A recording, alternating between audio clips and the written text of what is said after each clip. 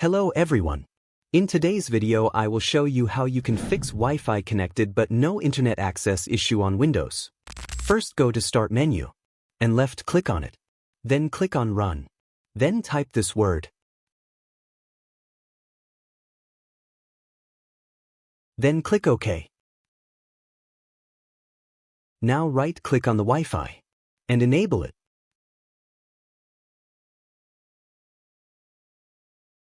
After this, go to the search bar and search for command. Then run it as administrator.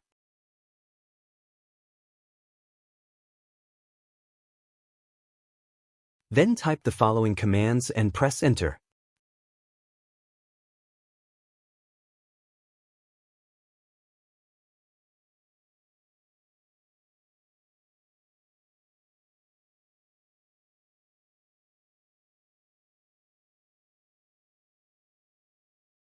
After this, all you have to do is go to Start menu and restart your computer.